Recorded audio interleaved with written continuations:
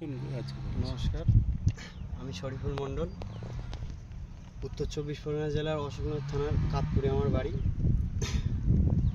আমার এই কপি খেতে